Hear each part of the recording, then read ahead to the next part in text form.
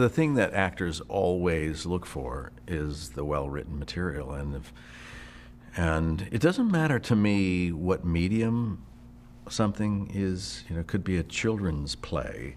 If it's well written, I could be very interested in doing it. And so, when I got The Lincoln Lawyer, I wasn't familiar with Michael Connelly's novel at that point. I didn't remember the title, so I'm reading it, and I was told it was very good, and I was nicely surprised to read and keep reading, and it becomes, you know, a terrific thriller. And it's smartly played, and so I thought, ooh, I'd like to be a part of this. And the cast was rounding out, and Matthew and Marissa and Bill Macy was already in, and I said, where's there room for me? Let me get in somehow, somewhere. And I suggested my role to them. I said, what about this guy? He's kind of a hard ass, and certainly loves to give Mick Haller, the lead character, a bad time. But I look upon this defense attorney, you know, I repudiate his work because he's there to get these criminals off that I and my brothers and sisters on every law enforcement agency work hard to get and to hold, and then this guy comes along and does everything he can, you know, throws technicality after technicality to get them off, and I think it's justifiable why I can't stand him.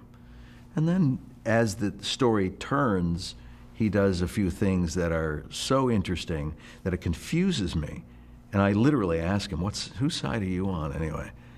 And it gets a little ambiguous for me to figure him out.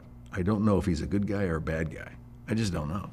And it's not until the very end that we realize his true colors are shown. What's interesting about well-written scripts is that you have less to discuss.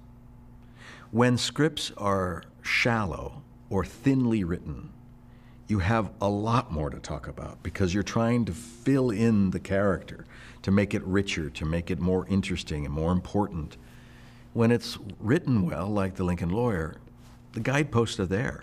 And you read it and you go, oh, I got this guy. I know, oh, okay. And you can't help but start to develop your character and what you want. And that's why, like my hair, I wanted my hair to be different, to represent this guy's life. He's a bit of a hard ass, and so I think the hair represents that. I have hard ass hair.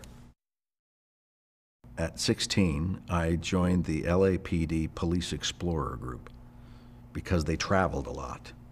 And a secondary element to that was that we had to go to the LAPD Academy every Saturday, all day, for 8 weeks. And each division in the LAPD had their explorers go every single Saturday for 8 weeks, training, physical training, marching, lots of instruction. Firearms, crowd control, this, I mean, all kinds of things. And it turns out that to my surprise, I was pretty good at it. I graduated first in my class out of 111 cadets. And so I thought, well, this is what I should do then, I guess. I guess I'm pretty good at this. So I went to college to study that. The problem was the electives I took in college were acting, and all of a sudden at 19, I realized that the girls in acting classes were slightly prettier than the ones that were in police science classes. And so I spent all of my time focused on that.